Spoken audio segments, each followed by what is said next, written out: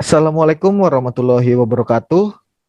Sebelumnya saya ucapkan terima kasih kepada teman-teman semua yang mau menonton video presentasi laporan proyek akhir dari mata kuliah pemrograman mobile Prodi Informatika Fakultas Teknik Universitas Mula Warman. Sebelumnya, perkenalkan kami dari kelompok 2 yang bernama Bismillah Headshot. Kami beranggotakan 4 orang. Yang pertama saya, Rifki M. Rifat. Selanjutnya ada Muhammad Fauzan. Selanjutnya Muhammad Arman Maulana. Dan yang terakhir ialah Muhammad Rizky Maulana. Proyek yang kami kerjakan ialah aplikasi daftar kehadiran mahasiswa. Jadi untuk proyek kami ini ialah aplikasi yang dapat merekam kehadiran mahasiswa pada suatu mata kuliah. Mungkin tanpa panjang lebar lagi, langsung akan dijelaskan kepada teman saya terkait spesifikasi software maupun hardware yang dibutuhkan untuk membuat aplikasi ini. Ya, dalam pembangunan aplikasi ini, kami menggunakan Flutter versi 3.23.0, bahasa pemrograman Dart versi 3.23.0 di aplikasi Visual Studio Code versi 1.56.2. Kami juga menggunakan software Exam versi 3.2.4 untuk database MySQL-nya. Nah, dalam pembangunan aplikasi ini, kami minimal memerlukan perangkat keras berupa laptop dengan prosesor Core i5 dan RAM minimal sebesar 4 GB. Untuk tambahan dalam video ini, kami menggunakan Chrome Debug Mode untuk menjalankan program. Selanjutnya akan dijelaskan oleh teman. Baik, selanjutnya saya akan menjelaskan tentang program kami. Program kami itu usernya untuk dosen, jadi kami harap bisa meringankan dosen untuk mengakses daftar mahasiswanya. Jadi pada saat program dijalankan, yang pertama ditampilkan itu adalah nama kelompok dari kelompok kami. Desainnya itu seperti ini. Yang pertama kita menggunakan stack untuk tampilan awal. Stack ini itu tumpukan-tumpukan dari data-data. Tumpukan yang pertama itu untuk bulatan yang di kanan atas ini, bulatan hijau. Dia lebarnya itu menggunakan lebar device-nya, menggunakan media query. Jadi yang bulatan kecil ini, bulatan awal ini dia menggunakan width-nya itu atau lebarnya itu 2/3 dari device. Kalau kita lebarkan device-nya, dia kan otomatis juga melebar. Nah, selanjutnya ada bulatan besar, bulatan kiri atas, itu lebarnya 7/8 dari lebar device-nya. Jadi untuk warna, kita menggunakan warna hijau linear gradient dari atas ke bawah. Sama juga seperti yang di sini, menggunakan linear gradient. Selanjutnya yang tumpukan paling atas ini, kita tumpukan kontainer nama mahasiswa atau nama kelompok kami. Terus kita menambahkan logo Unmul, Universitas Mula Warman. Jadi kita menggunakan kolom itu seperti ini, dia supaya datanya itu ke bawah. Selanjutnya kita menggunakan row untuk nama mahasiswa seperti ini, row atau baris, kolom, ya, seperti itu. Selanjutnya ada tombol masuk. Nah, ketika kita mau masuk ke program utama, kita harus memencet tombol ini. Oke, tolong masuk.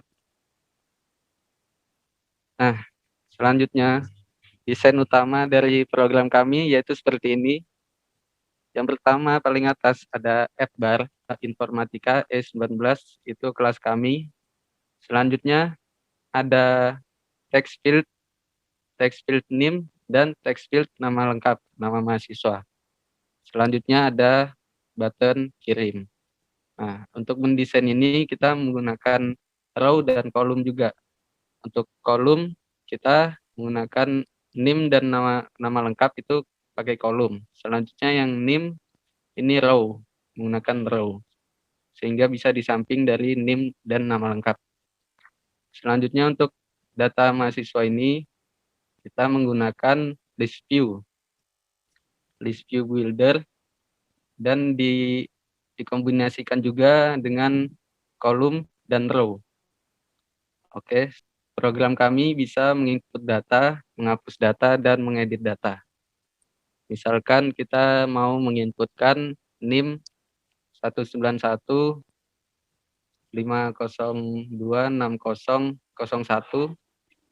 namanya itu Ruzali Nur Rahman.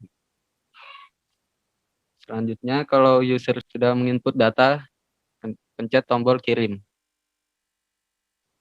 Maka program otomatis akan merefresh atau set state, dalam bahasa Flutter itu merefresh data, sehingga datanya itu akan masuk ke list view yang ini. Nah, untuk data ini kita otomatis mensorting data dari NIM. Ini NIM 001 sebelum NIM 009 dan sesudah NIM 18150260071.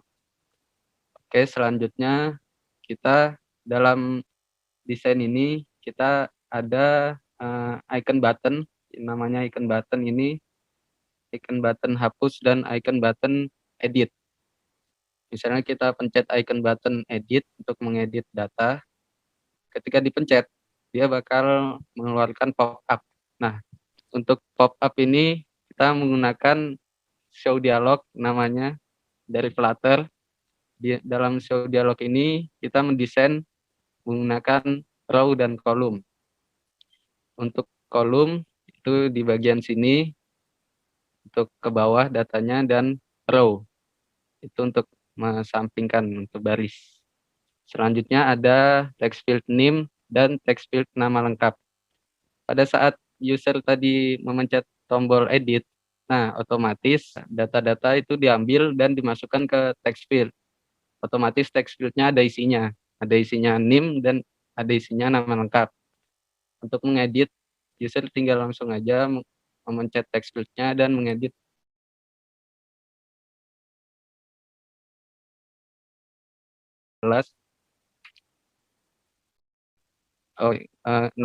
Nama lengkapnya Gozali Nur Oke. Nah, selanjutnya kita ada tombol batal dan tombol perbarui data. Kalau user batal itu akan kembali ke menu utama. Kalau perbarui data, datanya akan diperbarui sesuai yang user inputkan. Nah, kita perbarui data. Pada saat perbarui data, program akan merefresh lagi atau set state namanya dalam Flutter dan memasukkan data yang benar. Nah, pada saat sudah benar, dia akan masuk lagi, disorting lagi menurut NIM. Selanjutnya ada icon button hapus untuk menghapus data. Pada saat dipencet icon buttonnya akan mengeluarkan pop-up lagi, yaitu pop-up show dialog, dan kita akan mengambil data nama Arisur, want to delete nama mahasiswanya Gozali Nur Oke. Kalau yakin, usernya ada tombol oke, dan kalau tidak yakin atau batal ada tombol cancel. Selanjutnya pada saat user memencet tombol oke, program akan merefresh lagi data atau men-set state data yang sudah dihapus dan mengeluarkan data yang terbaru. Oke, selanjutnya bakal dijelaskan oleh teman saya Fauzan untuk logika pemrogramannya. Oke, baik, saya ambil alih ya. Di sini saya akan menjelaskan konektivitas ke database-nya. Bisa dibuka PHP-nya.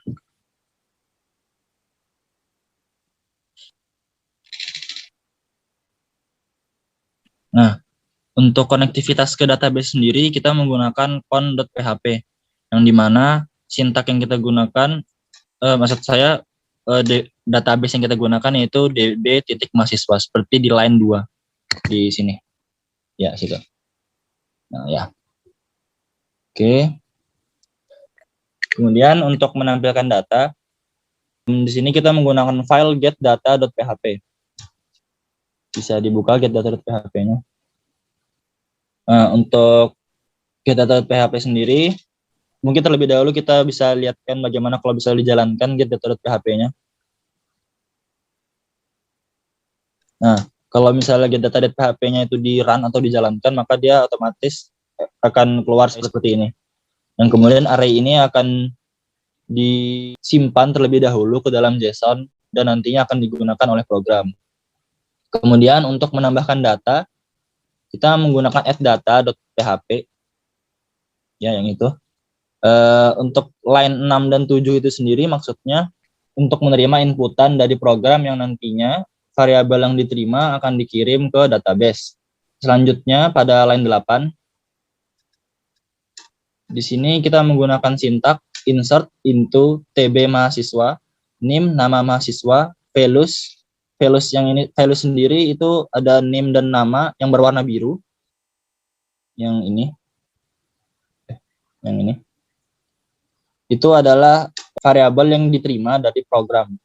Dia alurnya nanti dari program akan masuk ke sini, baru disimpan dalam sini, kemudian nanti yang dalam sini akan ditransfer ke dalam database dalam sini. Oke. Lanjut ke edit data.php-nya. Untuk edit data.php sendiri ini hampir sama, ada name namanya, tapi ada tambahan sedikit untuk di edit data yaitu ID yang ini. Ini edit data yang ID ini, oke. ID ini diambil dari indeks pada list view pada program yang kemudian nanti digunakan untuk menemukan letak item dari database yang ingin dihapus, yang ingin diedit di sini, where ID. Jadi sintaknya di sini kita menggunakan update tb mahasiswa, update tabel mahasiswa, set name-nya sesuai name yang diterima, nama mahasiswa sesuai nama, kemudian where ID-nya ID indeks pada list view. Kemudian untuk delete data. Nah, untuk delete data sendiri cukup simpel. Di sini kita menggunakan sintak delete from tb mahasiswa where ID, di mana ID yang kita terima, ID yang diterima, yang diberikan oleh program, itu akan digunakan untuk menghapus item yang ada pada database. Kemudian lanjut ke database-nya, bisa dibuka Saudara Rifki database. Nah, untuk database sendiri kita di sini ada 3 variabel, yaitu variabel ID, variabel name, dan variabel nama mahasiswa. Untuk variabel ID sendiri bisa dibuka yang di sininya. Ya.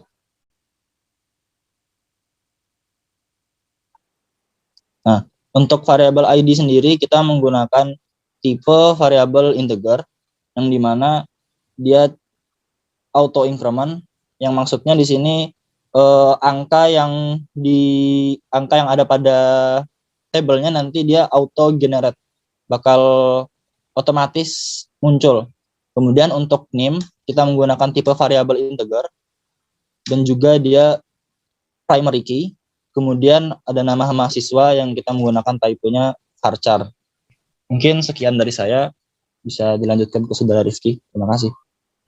Baik, terima kasih. Jadi itulah penjelasan dari laporan akhir kelompok kami yang berjudul aplikasi data kehadiran mahasiswa, yang mana kesimpulannya ialah meskipun aplikasi kami dapat dibilang kecil dan juga merupakan mini project, namun ini dapat membantu teman-teman yang ingin membuat aplikasi dengan logika seperti absen kehadiran yang seperti aplikasi kelompok kami. Dan terakhir saya ingin mengucapkan terima kasih kepada Bapak Anton Pravanto dan Bapak Edi Budiman selaku dosen pengampu pemrograman mobile Prodi Informatika Fakultas Teknik Universitas Mula Warman yang sudah mengajarkan kami pemrograman mobile selama 1 semester dan akhirnya kami dapat menyelesaikan proyek akhir aplikasi ini. Mungkin itu saja, sekian dari kelompok kami, kurang lebihnya mohon maaf. Wabillahi taufik wal hidayah. Wassalamualaikum warahmatullahi wabarakatuh.